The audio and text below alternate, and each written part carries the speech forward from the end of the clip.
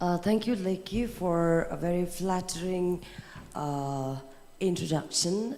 First of all, a very good afternoon, ladies, gentlemen, dashos, students, and to the organizer. First of all, I would like to pay my gratitude for having me as one of the panelists for Paro Forum. It's such an honor.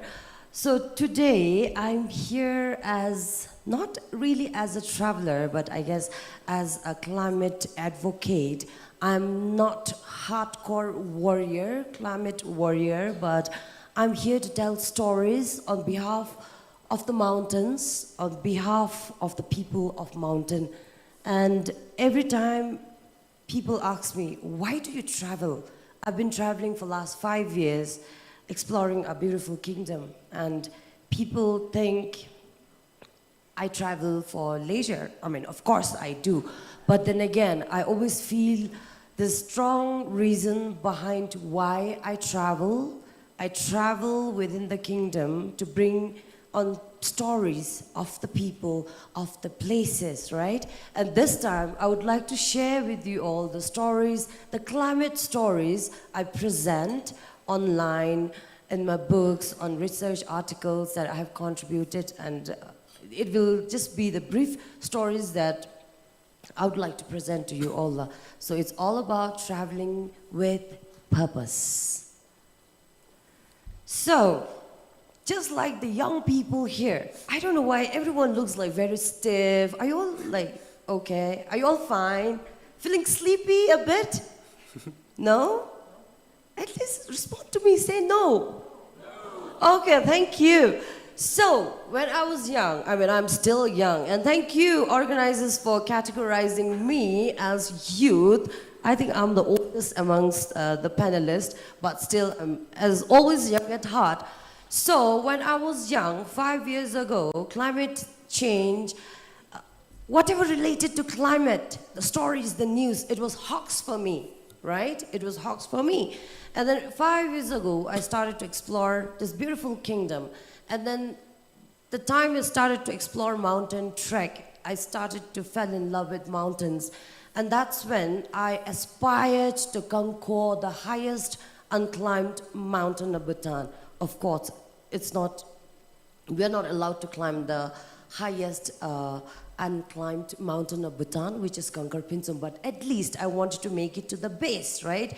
So then I had my group of my friends, we wanted to do documentary of the first solo women traveler conquering the base of highest unclimbed mountain in Bhutan. So we headed to Bumthang, Chamkarchu, right?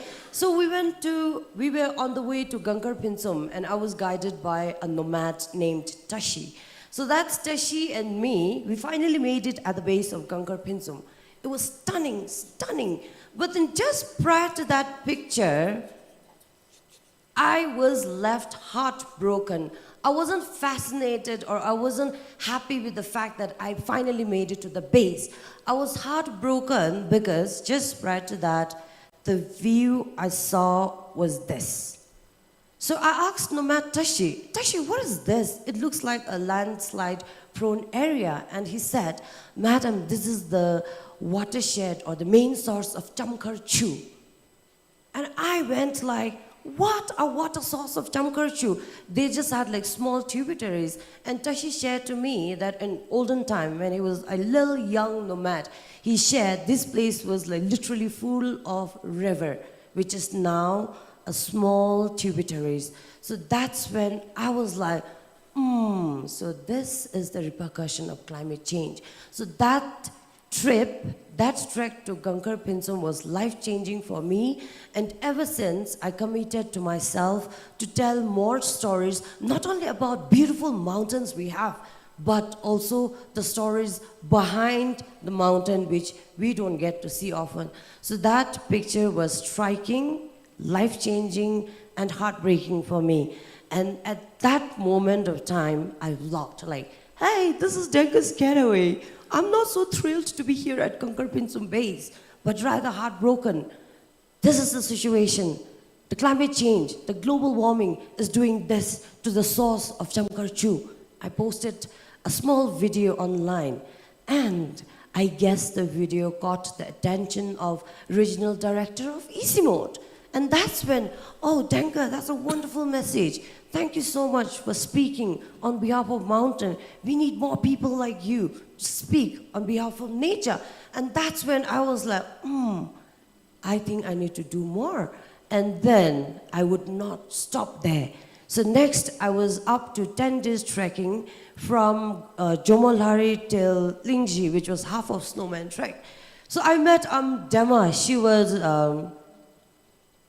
literally stationed at 4,000 plus meter. No one was there. It was only her hut. The green picture that you're seeing is a hut. And she was living with her son. And that time, her son was gone off to get ration. So she was there with her cattle. And then I was just asking, do you have any idea about climate change? And she's like, I know nothing about climate change. And it was very hard for me to really ask her a question because she just did not understand what climate change was. But she did understand, or she did experience the increase in heat, the rise in temperature at the mountains. That's when she shared to me that in olden times, I would stock up because they are nomads and they hugely depend on dairy products, right? So she shared, in olden times, we used to keep butter, we used to literally keep cheese for weeks without even having to use refrigerator because it was at the mountain. But she shared, but now it doesn't work. It has become extremely hot here. We can no longer preserve our cheese and butter to send it to the market.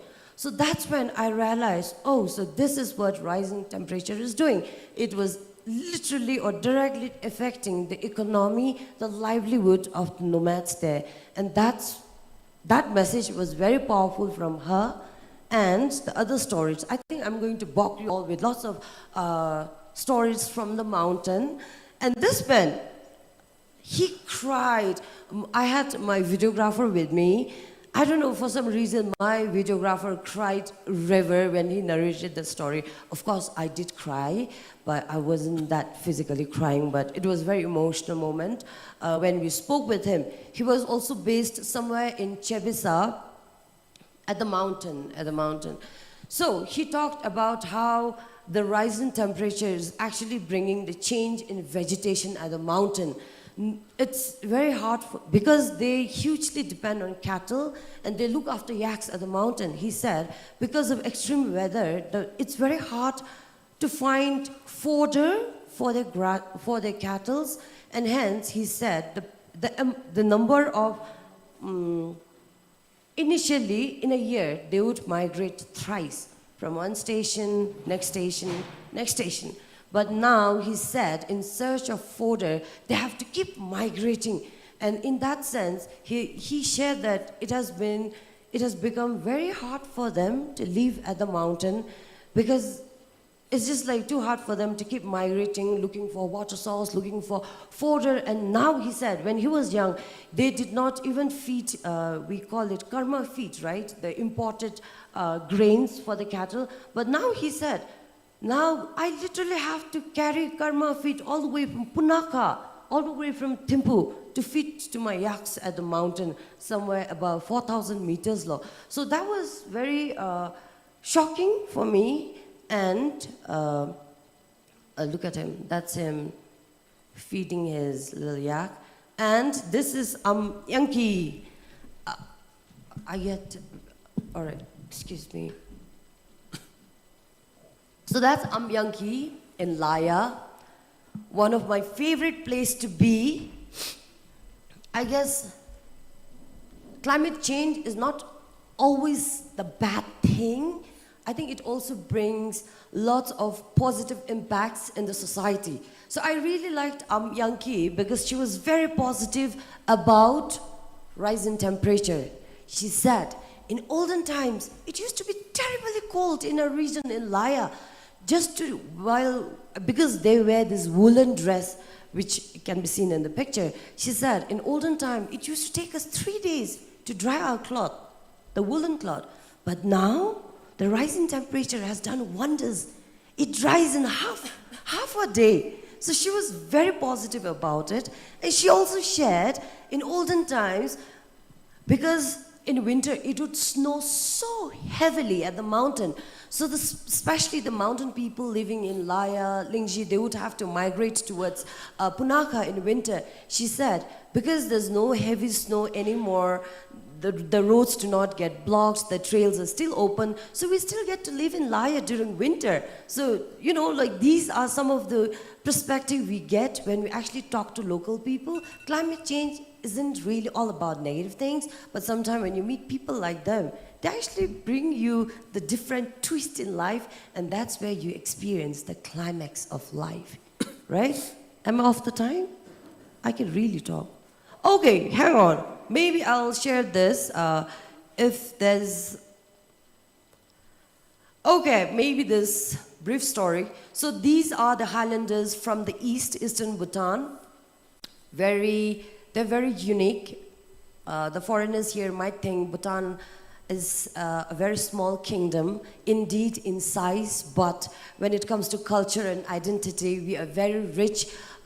We come from very different background, we wear different clothes, we speak different dialects, and they are one of them.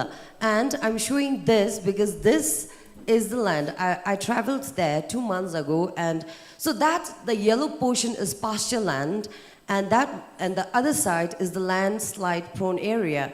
So before the two nomads shared that, in olden time, they used to have this massive pasture land, and there would be no landslides. But now, the reality was, because of the frequent landslide, right? It has washed away half of the pasture land of nomad.